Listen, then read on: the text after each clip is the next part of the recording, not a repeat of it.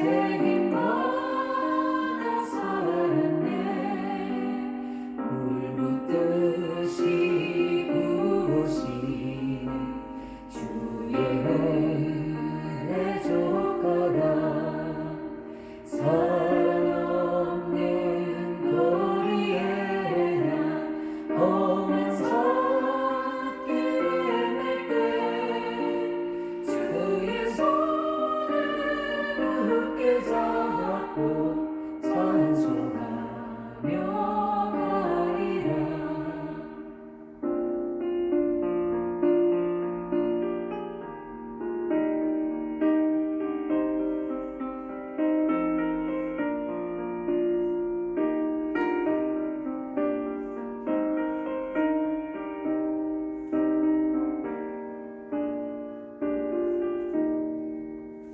주님 다시 배울 날이 날로 날로 다가와. 무거운 짐 주게 맡겨 벗을 날도 멀잖네.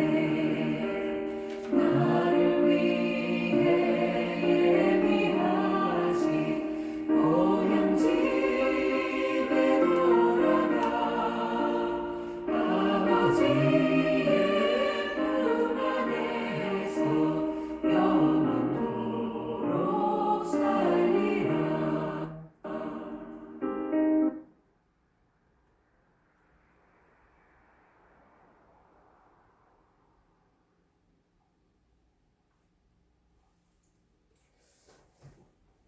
할렐루야.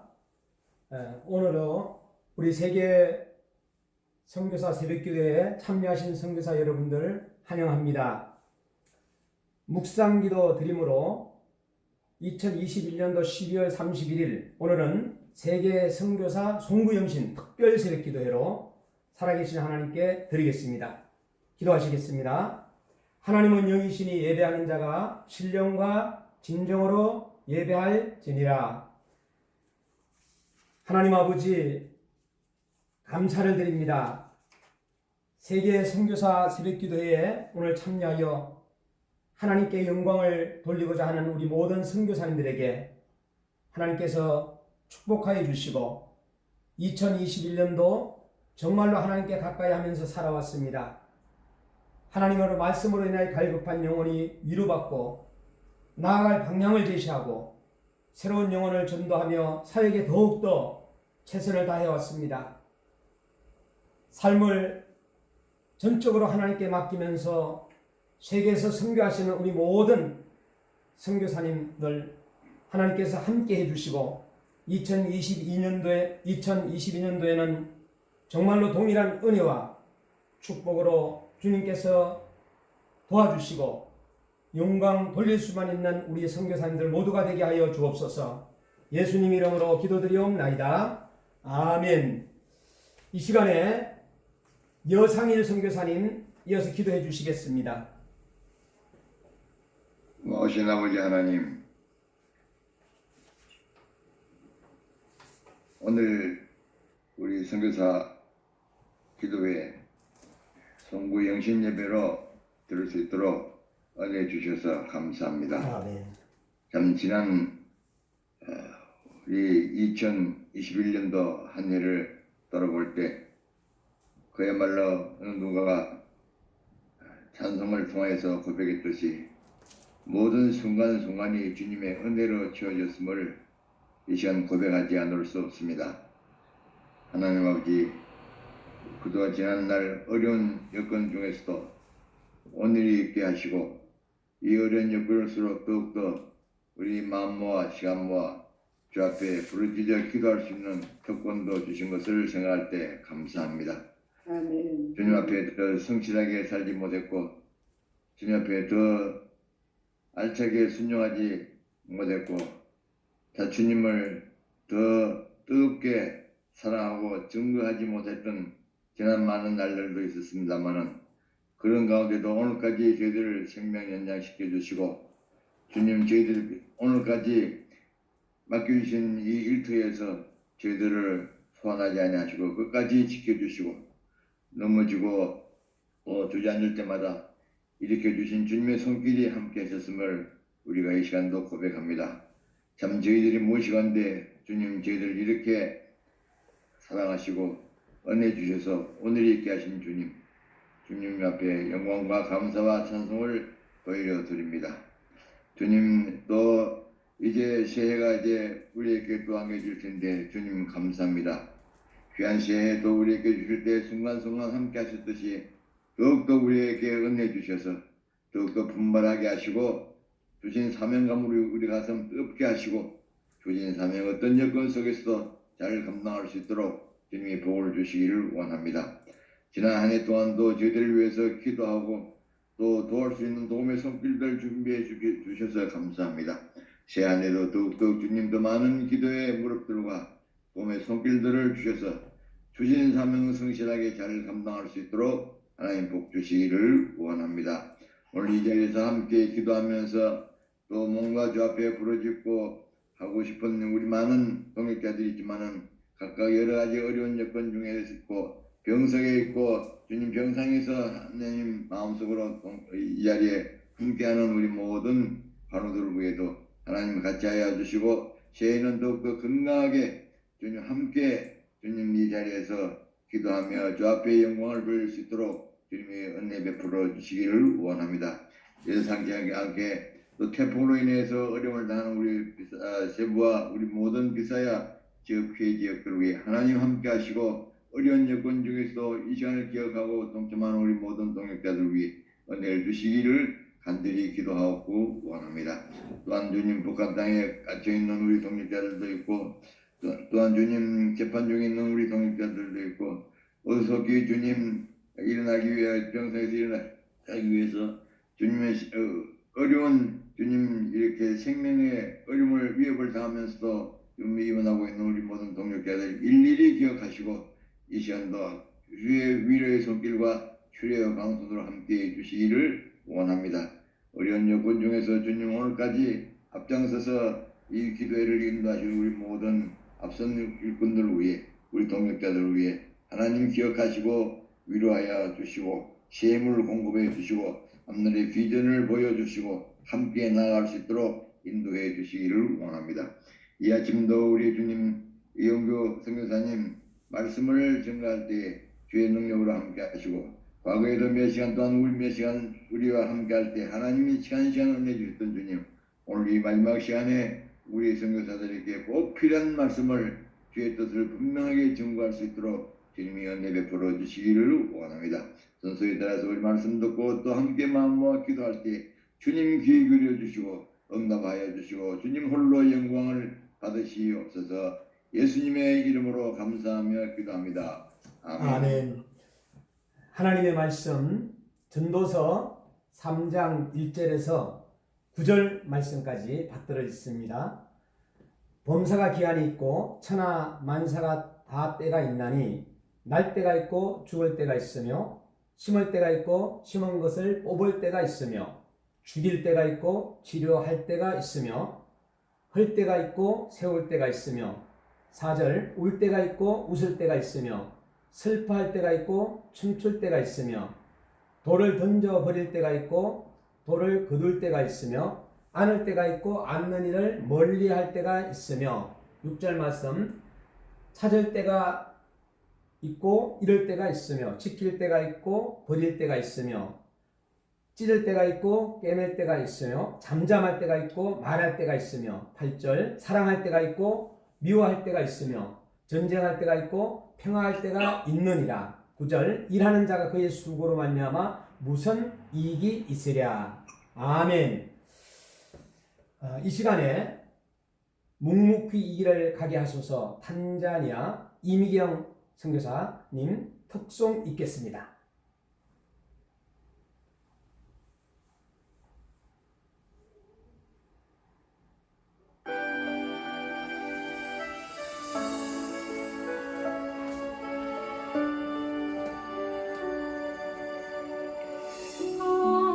하나님의 아들 내 주 예수님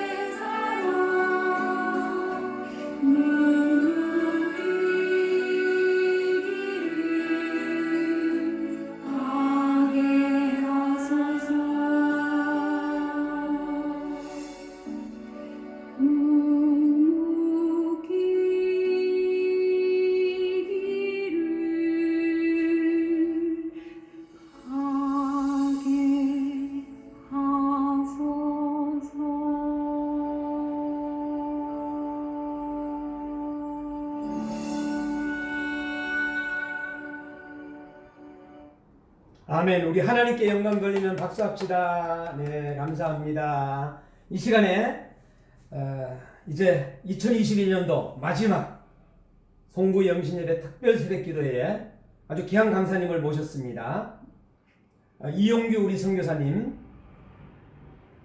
양력을 소개 말씀드리면 서울대학교 동양사 학과를 나오시고 미국 하버드대학교 중동지역학 및 역사 박사님이십니다. 또 인도네시아 선교사님이십니다. 전 몽골국제대학교 부총장님이십니다. 자크르타 국제대학교 설립자이십니다. 코너스톤 글로벌 아카데미 설립자, 그리고 내려놓음, 더 내려놓음 등 기독교 베스트셀러 저자님이십니다. 우리 전도 3장 1절에서 9절 말씀 본문을 가지고 우리 이용규 선교사님께서 하나님의 때라는 제목으로 강사님 나오실 때 우리 다 같이 한번 사랑합니다 하면 모시겠습니다. 사랑합니다. 예, 여러 가지로 예, 우리 선교사님 나오시겠습니다. 예, 환영합니다. 네, 안녕하세요. 반갑습니다. 네, 하나님의 타이밍이라는 것이 있다는 것을 사역을 하다 보면 이제 절실히 느끼게 됩니다. 저희 원하는 대로, 원하는 때, 원하는 일이 이루어지는 것이 아니라 또 하나님께서 기다리게 하시는 때가 있고, 씨 뿌리게 하는 때가 있고, 또 열매 맺게 하시는 때가 있고, 타이밍이 각각 다르구나 이런 생각을 하게 되는데요. 특별히 올 한 해는 그거를 참 많이 느낄 수 있었던 때인 것 같습니다. 저희가 인도네시아에서는 7월 달에 델타 변이가 굉장히 급속도로 확산이 되면서 정말 공포 분위기였었습니다. 너무 많은 사람들이 갑자기 막 죽어가고 여기저기서 이제 병에 걸리게 되는데 저희도 이제 가족들과 함께 앓고 지나갔고, 근데 이제 캠퍼스에 이제 병이 확산되면서 저희 사역자 중에 병원에 입원하는 사람들도 있었고, 또 선교사님들 중에 이제 급하게 치료가 안 돼서 그 에어 앰뷸런스로 호송되는 경우들을 보면서 좀 한때 잠깐 무서운 생각이 들었습니다. 우리 사역자들 중에 한 명이라도 잃어버리는 사람이 있으면 안 되는데 그런 두려움이 엄습한 적이 있었어요. 근데 이제 그때 기도하면서 이제 그날에 이제 뉴스를 업데이트하는데 그런 생각이 들더라고요. 델타 변이가 인도에서 발생하고 나서 보통 2개월에서 3개월 지나고 나서는 이제 갑자기 이제 소멸하게 되고, 또 그런 패턴이 다른 지역들에서 나타나는 걸 보면서 그렇구나, 이 변이는 워낙 빨리 그 확산을 시키긴 하는데, 그러다 보니까 사람들이 가지는 면역력이 올라가면 이게 쓰러지는구나. 그러면 이것도 때가 있겠다. 이때 위축되는 것이 아니라 요 3개월 뒤를 준비하면서 지금 오히려 더 빠르게 움직여야겠구나, 이제 그런 생각을 한 적이 있었습니다. 결국은 그때 그렇게 생각했던 대로 그 진행이 될 수 있었던 것 같아요. 그래서 다른 학교들보다는 저희가 요 시기를 막 어려워서 문을 닫고 있었던 시기가 아니라 좀 더 빠르게 치고 나갈 수 있었던 그런 시간으로 삼을 수 있었는데, 그러면서 올 한 해를 마감할 때 그 하나님의 타이밍 가운데 일한다는 게 어떤 건가, 이런 생각을 많이 하게 됐습니다. 우리나라도 그렇고 인도네시아도 그렇고 이제 농경 민족이다 보니까 이 타이밍과 관련된 그런 속담들이 많이 있습니다. 쇠도 닳을 때 때려야 된다라는 속담이 있고요. 쇠뿔도 당김에 빼라. 그리고 물 들어올 때 노져야 된다.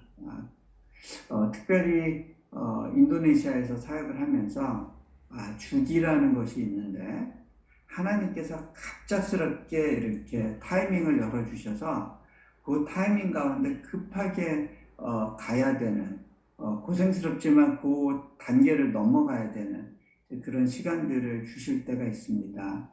오늘은 그것과 관련된 내용들을 우리가 함께 나눠보면서 올 한 해 동안 함께 하셨던 하나님, 또 내년 한 해를 또 미리 앞서서 예비하시고 준비하시는 하나님에 대해서 좀 생각하고 위로받는 시간이 됐으면 좋겠습니다.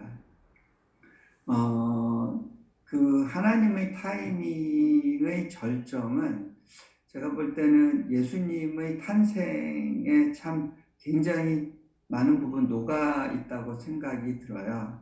그 하나님의 그 타이밍 가운데 예수님이 태어나시기 전에 이스라엘의 그 오랜 역사가 필요했고요. 그리고 그 역사 가운데 하나님이 때를 따라 주시는 그 수많은 예언자를 통한 그 예언의 말씀이 있어야 했고요. 그 타이밍 가운데 2000년 전에 하나님께서 이제 독생자를 이 땅에 보내시게 됩니다. 그런데 그 독생자를 보내시기 위해서는 한 가정이 필요했고요. 그 가정으로 하나님이 선택하신 것은 이제 요셉의 가정이지만 요셉을 통해서 아이를 낳는 건 아니고 하나님께서는 이제 마리아라고 하는 한 여성을 택하시죠. 그런데 그들이 살았던 곳은 나사렛이라고 하는 곳이었습니다. 하나님의 예언이 이루어지기 위해서는 나사렛에서 그 하나님의 아들이 태어나서는 안 됩니다. 다윗에게 약속된 다윗의 태어났던 마을 베들레헴에서 태어나야 되는 거죠. 그 나사렛과 베들레헴은 거리가 있습니다. 적어도 성인이 한 3일 길을 가야 되는 먼 거리이기 때문에 목수일을 하는 사람이 그렇게 시간을 내서 그곳을 방문할 수도 없고 또 마리아와 함께 그곳에 가는 것은 더더욱이 쉽지 않은 일입니다. 더군다나 임신한 몸으로 그곳에 가서 아이를 낳고 오게 하는 것은 그것은 그 일반적으로 생각할 때는 이루어지기 어려운 타이밍이죠. 그런데 그때 하나님은 그 로마 황제를 사용하셔서 그 타이밍을 이루십니다. 로마 황제 아우구스투스가 이제 칙령을 내리죠. 그 자신이 지배하고 있는 속국에 그 호구를 조사하기를 원했고 그 호구 조사를 위해서 그 각 지역에 있는 사람들이 자신의 원 주소지인 그 호적지에 가서 호구를 등록을 하도록 그렇게 명령을 내린 겁니다.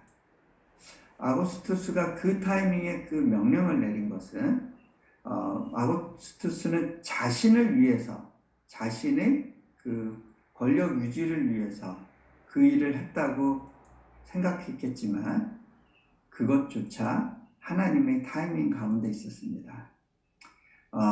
그래서 결국 만삭의 몸임에도 불구하고 마리아는 그 먼 그 베들레헴으로의 여정을 가야 했습니다. 마리아는 한 번도 자기가 가본 적이 없는 지역이었겠죠. 그 불편한 몸을 이끌면서 그 길을 가는 동안 너무 힘들다 불평이 나왔을 수 있습니다. 더군다나 여관을 찾지 못하고 하룻밤 묵을 곳을 찾지 못해서 결국 그 마국간에 가 있는 중에 진통을 하게 될 때 나는 어떡하다가 이렇게 기구하게 아이를 낳게 됐을까라고 하는 탄식을 했을지 모르겠습니다.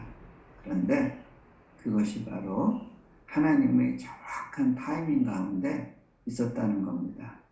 하나님께서는 나사렛에서만 그 가정을 보낸 것이 아니라 멀리 페르시아 지역에 있었던 마자이들, 그 동방박사들에게 별을 보여주셔서 오랜 기간을 그 팔레스타인 지역으로 이제 그 여정을 가게 하죠. 바로 정확한 타이밍에 예수님의 탄생 직후에 이 땅의 왕으로 오신 그분을 경배하러 동방박사가 올 수 있었습니다. 마리아가 진통을 할 때 동방박사가 미리 도착했어도 그것도 굉장히 타이밍이 어색했을 겁니다. 그런데 아이가 태어나고 난 뒤 얼마 안 된 그 밤에 동방박사들이 오게 되죠. 이 모든 것이 하나님의 아주 특별한 타이밍 가운데, 하나님의 어떤 오케스트레이션이라고 할까요? 그 가운데 이루어진 것을 보게 됩니다. 우리가 사역을 하다 보면 이것이 바로 하나님의 때였구나, 하나님의 계획 가운데 된 것이구나 라고 느끼게 되는 많은 사건들을 만나게 됩니다. 저도 그런 경험들이 많이 있습니다. 이거는 정말 하나님이 도와주신 거구나.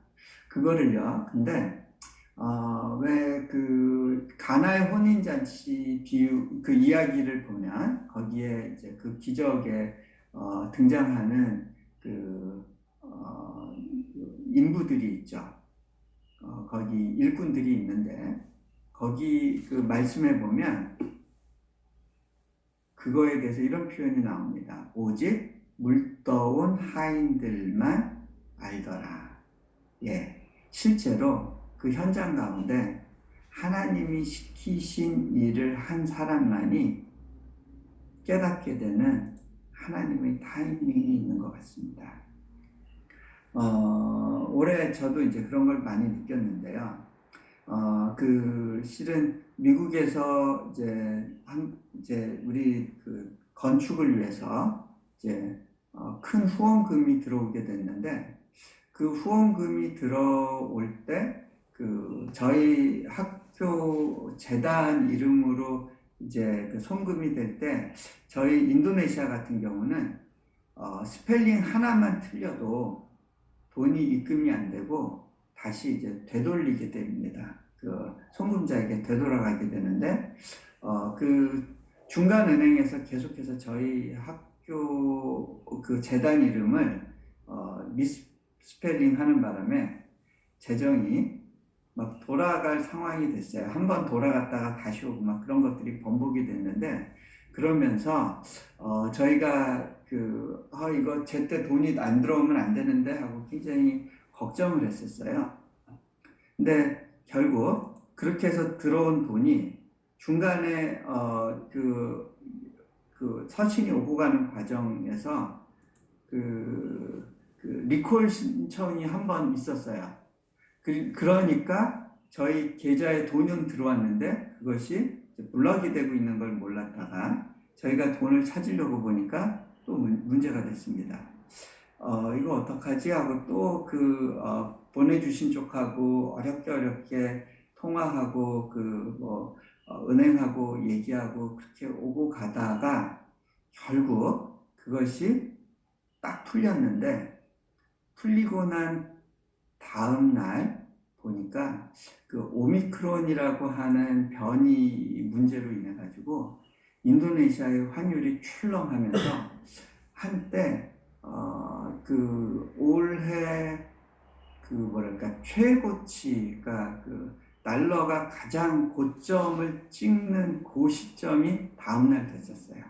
그래서 저희가 그때 재정을 바꾸면서 그때 한 30여 명의 한 달 월급 정도를 세이브할 수 있는 그런 타이밍을 얻게 됐는데 그때 제가 그런 생각이 들었습니다. 아, 환전으로 돈 바꾸는 것조차도 하나님께서 그 타이밍을 개입하셔서 우리가 요 재정이 간당간당했는데 요 재정을 모자라지 않도록 오케스트레이션 해주고 계시는구나.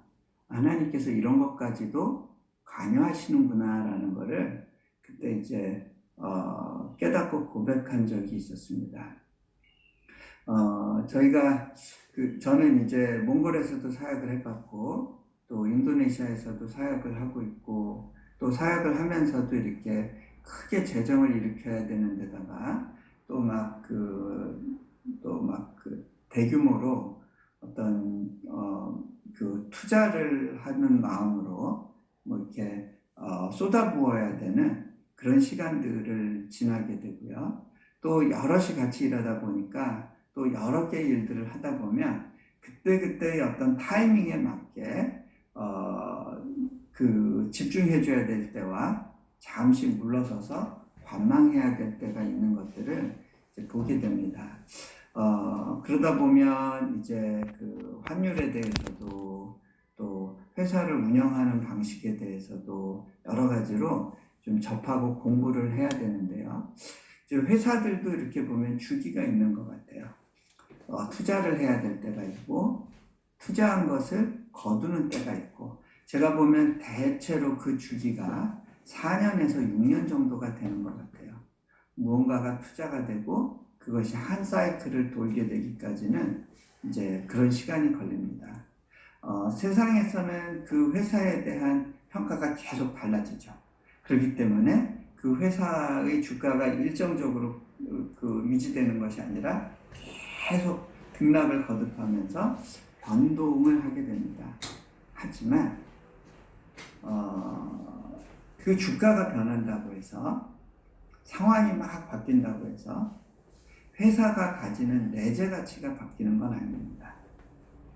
그 회사는 정해진 타이밍 가운데 심을 때와 거둘 때에 맞춰서 어떤 주기를 가지고 움직이게 되는 것을 이제 보게 됩니다. 제가 발리하고 롬복에 갔었을 때 그 가족들하고 같이 가게 되면서 그때 마침 시간 여유가 있어서 그 바닷가 거기가 아주 서핑의 뭐 이렇게 성소래요. 그러면서 너무 서핑하기 좋은 데라고 해서 저도 그때 한번 배워봤습니다. 네. 그 선교지에서 있는 유익이 그런 건 것 같아요. 그 특별한 환경을 굉장히 저렴한 가격에 또 이렇게 누릴 수 있는 평생에 이제 서핑이란 걸 안 해본 사람이 그때 한번 그 서핑을 배워보는 시간을 가졌는데요. 이제 좀 나이가 들어서도 새로운 걸 한번 도전할 때 오는 어떤 그 희열이 있는 것 같아요. 막 그 파도가 칠 때 오는 두려움도 있지만 그 파도를 뚫고 뭔가 거기서 막 물 먹어가면서 새로운 거를 해보면서 몸이 그것에 적응하는 과정을 가져보는 것 자체가 주는 이제 그 즐거움이 있어요. 근데 제가 그 서핑을 하면서 좀 재미있는 걸 영적으로 깨닫게 됐습니다. 서핑을 가르쳐주는 형제가 무슬림인 것 같았어요. 근데 그 사람이 그런 얘기를 하더라고요.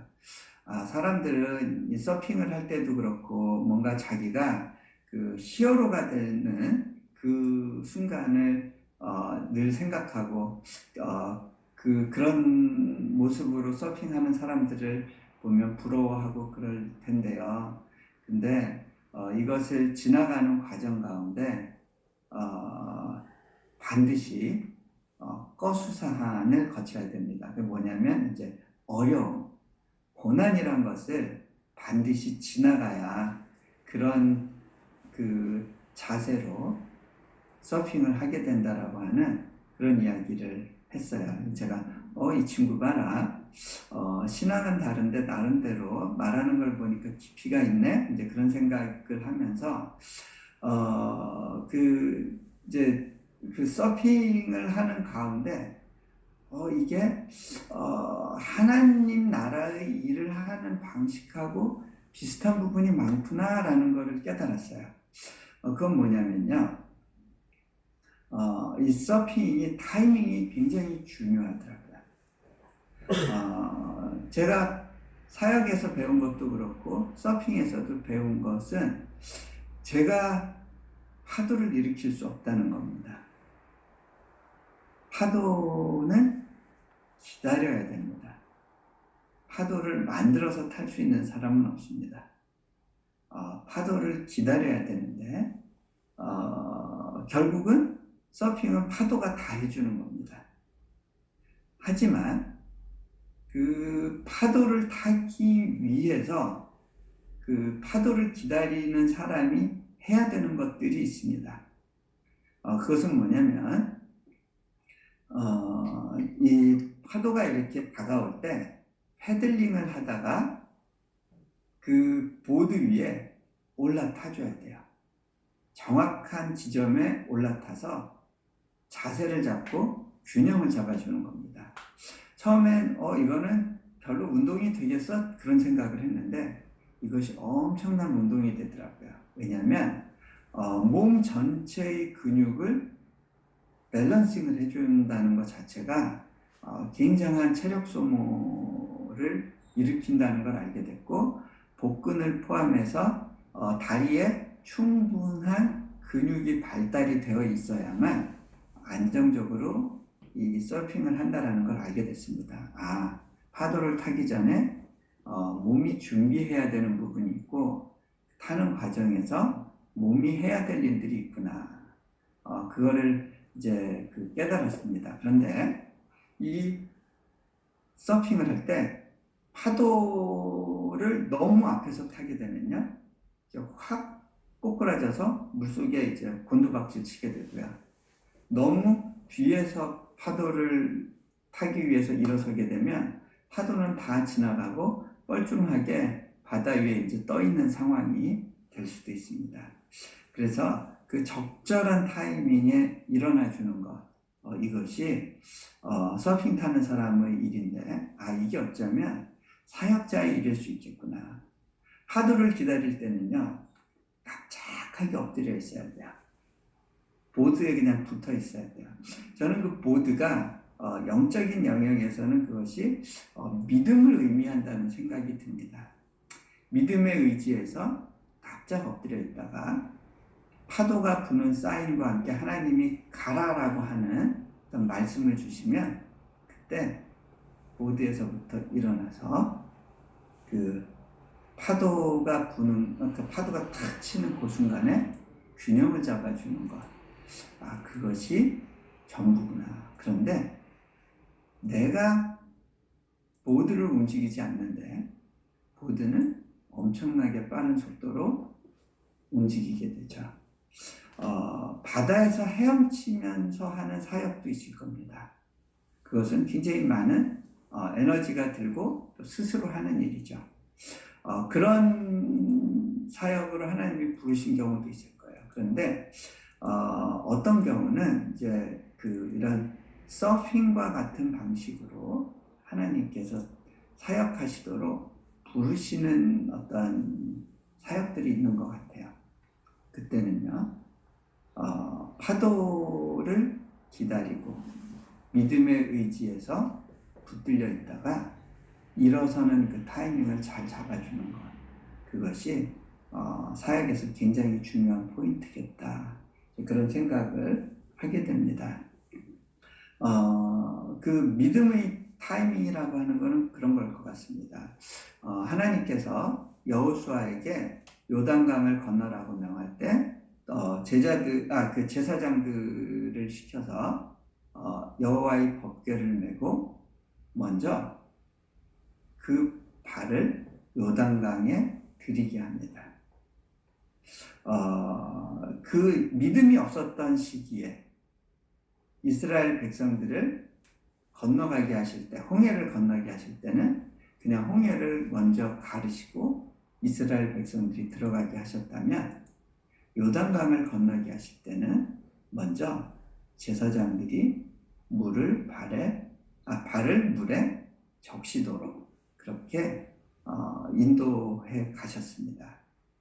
그 발이 물속으로 잠겼을 때 비로소